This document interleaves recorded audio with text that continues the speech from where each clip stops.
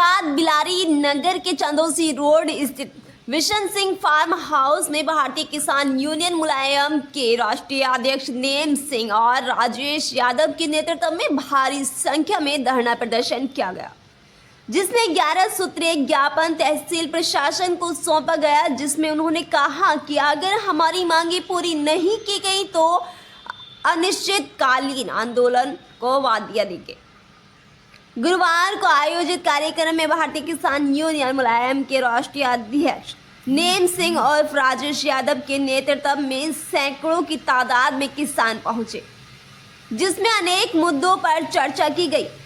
इसके साथ ही तहसील प्रशासन और पुलिस प्रशासन की कार्यशैली पर भी सवाल उठाए गए हैं और 11 सूत्रीय ज्ञापन तहसीलदार को सौंपा गया, जिसमें कहा गया कि पंजीकरण कार्यालय उप जिलाधिकारी के निकट ले जाए क्योंकि सुविधा शुल्क में कमी आ सकती है।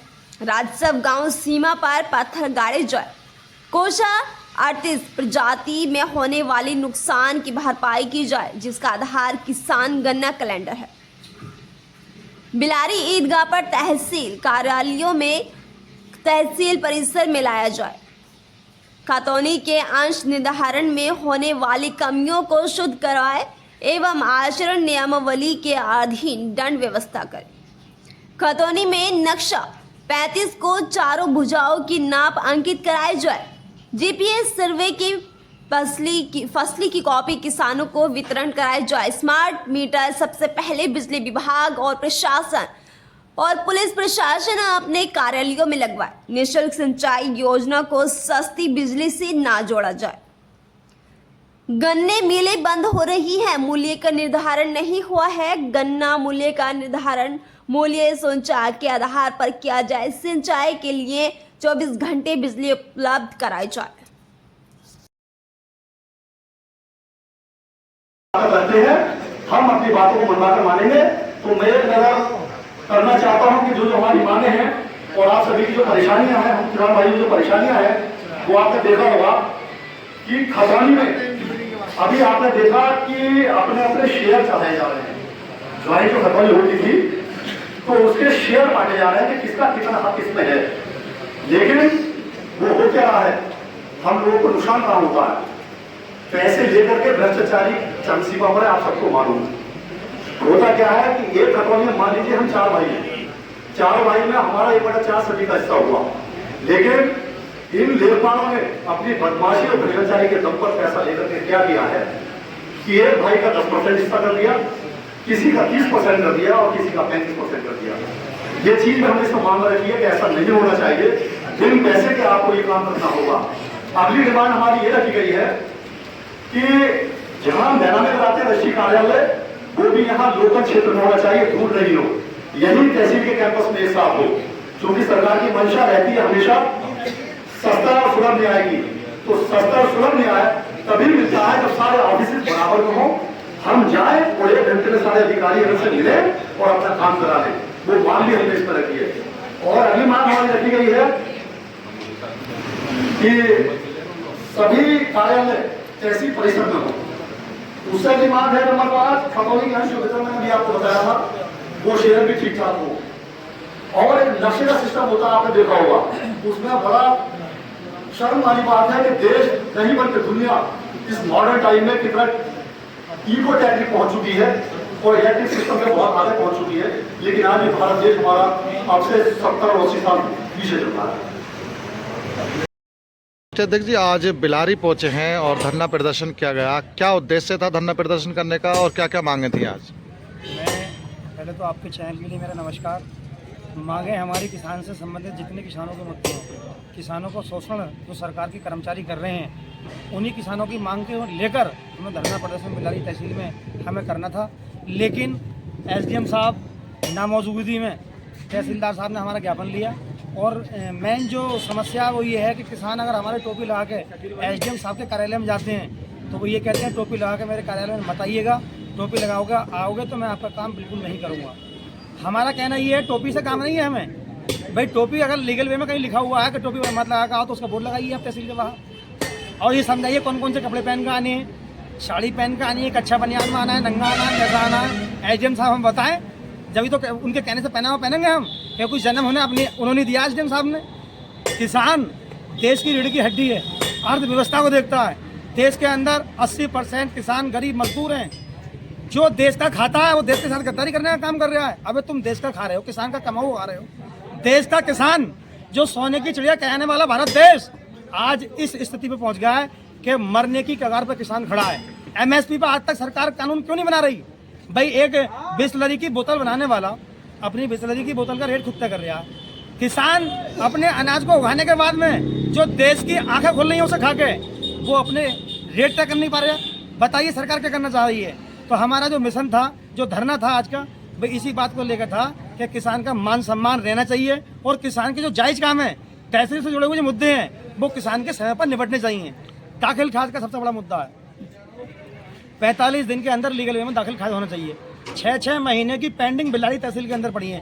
दाखिल खाद समय पर क्यों नहीं हो पा रही, बताइए आप। अच्छा, किस आधार पर आज धरना समाप्त कर दिया? फिर धरना इस आधार पर समाप्त किया है कि एसडीएम महोदय से हमारी बात टेलीफोन पे तहसीलदार साहब ने कराई थी। 11 लोगों का प्रतिमंडल कल एसडीएम साहब ने बुलाया है। कोई मंत्री साहब यहाँ पर आ रहे थे, उनके वजह से वो यहाँ पे मौजूद नहीं थे। वो कह रहे हैं जो भी किसानों की जायज़ समस्या है मैं सबका समाधान कल 10 बजे बुला के कर दूंगा। अगर वो ऐसा नहीं करते हैं तो बिलारी भी यही है और किसान भी यही है, फिर बैठ जाएंगे धरने पे। इसलिए समाप्त किया गया। अच्छा, शंभू बॉर्डर पर जो किसान बैठे थे और रात उनके टेंट भी उखेड़ दिए गए जेसीबी से, तो क्या कहना चाहोगे संबंध में? ये तो और क्यों बैठे थे शंभू बॉर्डर पर किसान? देखो किसान क्यों बैठे तो आपको मालूम ही, एमएसपी बड़ा मुद्दा है भाई। किसान से जुड़े हुए मुद्दे जब किसान का कहीं समाधान नहीं हो रहे तो संगू बॉर्डर पे बैठेंगे, गाजीपुर बॉर्डर पे बैठेंगे, पूरी दिल्ली भी जाम करेंगे। जब किसान का मुद्दा ही पूरा ना हो पाए तो बैठना मजबूरी है किसानों की। भाई किसानों के मुद्दे लेकर वहाँ बैठे हैं, हम यहाँ बैठे हैं, कोई गाजियाबाद बैठा, कोई कहीं बैठा है। तो इन्हीं सब किसानों की जन समस्याओं को लेकर आंदोलन चलते रहेंगे। सरकार मानेगी ठीक है, वरना किसान भी यही है और ये रोड भी यही है, फिर रोडों पर आंदोलन होगा। क्या कहना चाहोगे?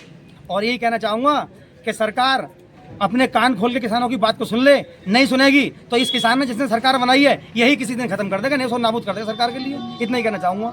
बाकी ये है गन्ने का जो पेमेंट है आज तक बिलारी मिल भुगतान नहीं कर पा रही है और आए दिन रोडों पर जाम लगा रहते हैं। भाई इन मिल वालों से ये तो कहो अपने प्राइवेट खेत किराए पर लें या अपना कोई फड़ बनाएं जहाँ गन्ने का स्टॉक जमा कराएं। आए दिन रोडों पर जाम लगाने के बाद लोगों के एक्सीडेंट हो रहे हैं, लोगों की जानें जा रही हैं, इन पर भी लगाम लगाए प्रशासन।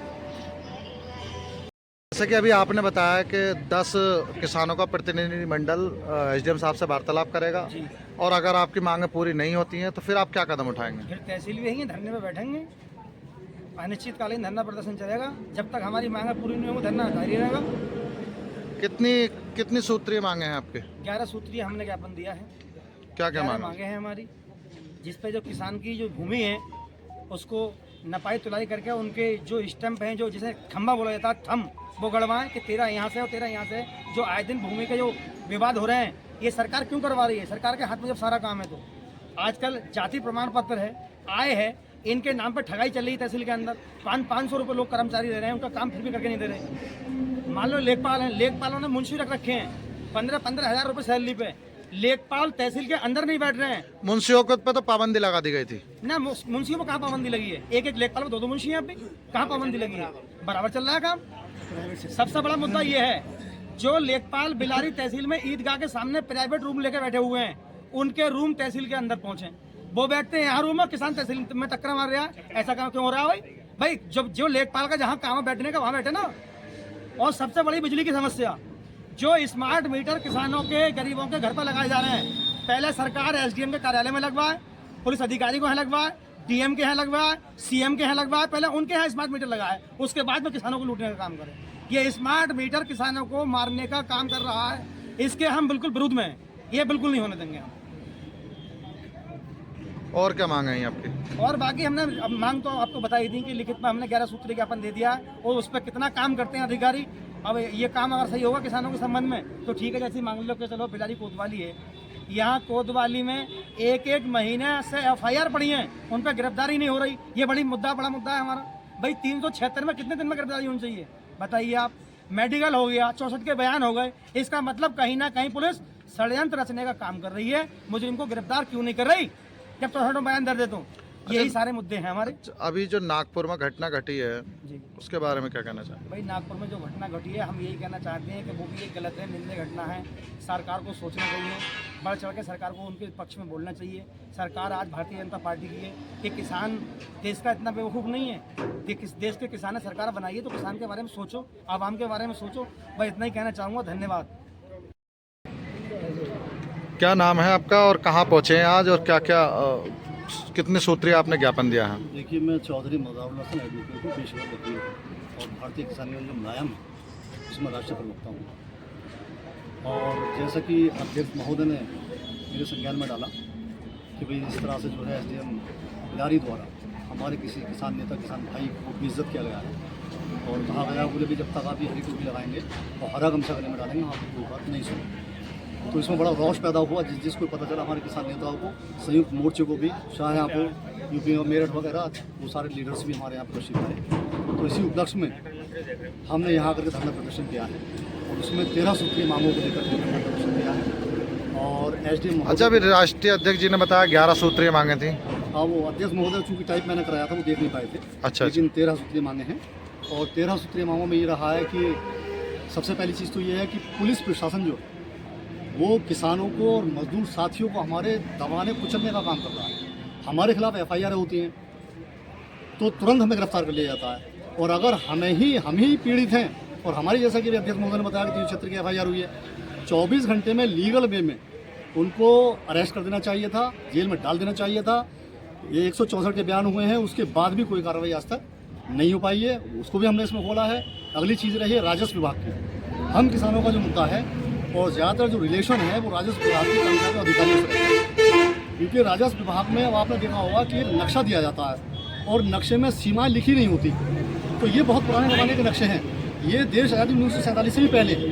अब उसमें उस दुनिया को सिर्फ लेखपाल और कानून वो ही जान सकता है, किसान नहीं जान पाता।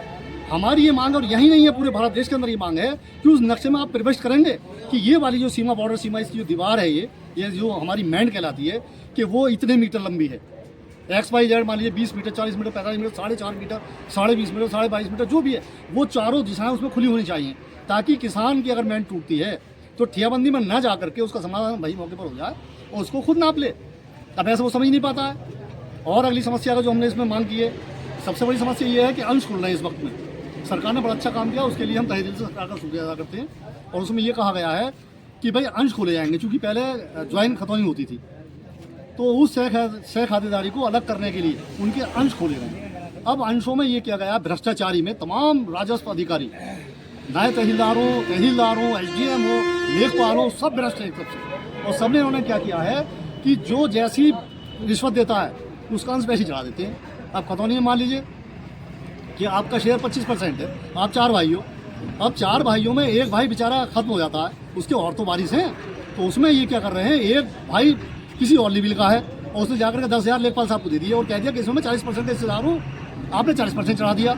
उसकी एक सीमा होनी चाहिए, उसका लिमिटेशन होना चाहिए, और उसको ओपन वे में गांव में जाकर के बैठ करके प्रधान के यहाँ बुलाया जाए, उन सारे भाइयों को इकट्ठा किया, घर पे जाकर के अंश बनाया जाए। सबसे मेन चीज़ तो ये है किसानों की।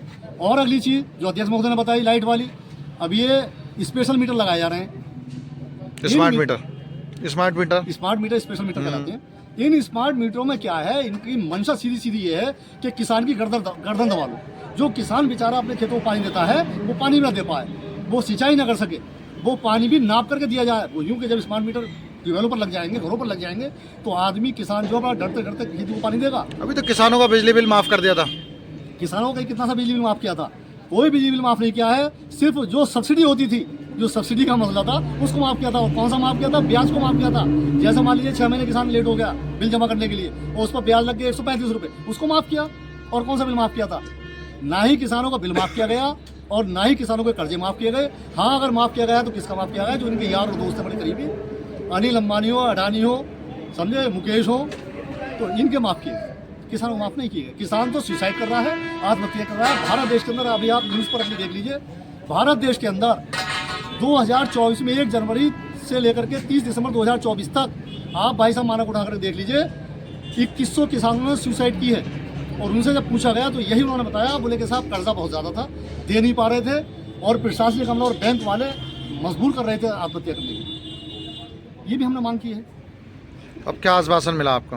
आश्वासन नहीं मिला है। एसडीएम साहब के लिए ज्ञापन दिया था, उन्होंने तहसीलदार साहब महोदय को भेजा, क्योंकि मंत्री जी आ रहे थे, कहीं आवास बन रहे हैं, उसकी कोई चेकिंग इंक्वायरी है, तो ज्ञापन दिया है। और कल उन्होंने बुलाया है सुबह 10 बजे, हमारे 11 किसानों को डेलीगेशन आएगा और उनसे बैठ करके बात करेगा। और सबसे पहली बात हमारा इशू ये रहेगा, जो उन्होंने बेइज्जत किया है कि हरी टोपी हरा गमछा किसान नहीं डालेगा, तो उनसे ये पूछा जाएगा कि बाकी बोर्ड लगाएं और उस पर लिख दें कि किसान ही नहीं डालेगा। अगर किसान से हटकर कोई और जनरल आदमी भी है, वो तो नंगा आए, गमछे में आए, चड्डी में आए, आपके पास किस तरह से आकर के बात करे, उसी लेवल से हम आएंगे और बात करेंगे। अच्छा, ये जो आप कह रहे हैं कि हरी टोपी और हरा गमछा डाल कर किसान नहीं आएगा, ये किसने कहा है और आपको कैसे मालूम चला ये कहा? देखिए, एसडीएम महोदय ने हमारे कार्यकर्ताओं से कहा, हमारे कार्यकर्ता किसी काम विषय से जनहित के लिए गए थे, तो ये परसों की बात है शायद, ये 10 दिन हो गए। अच्छा, 8-10 दिन की बात हो गई, तो उन्होंने ये सीधी बात कही थी, बोले पहले गमछा उतार कर आइए, टोपी बाहर रख कर आइए। जब तक आप गमछा और टोपी डाले रहेंगे मैं आपसे बात नहीं करूँगा, मैं किसी कीमत पर आपसे बात नहीं करूँगा, जाइए बाहर निकलिए। इस तरह से बेइज्जत किया गया, उन्होंने हम लोगों को अवगत कराया। तब हम उच्च पदस्थ जितने भी अधिकारी थे, पदाधिकारी वगैरह, हमारे सारे किसान भाई वहाँ पर पहुँचे हैं और हमने धरना प्रदर्शन किया।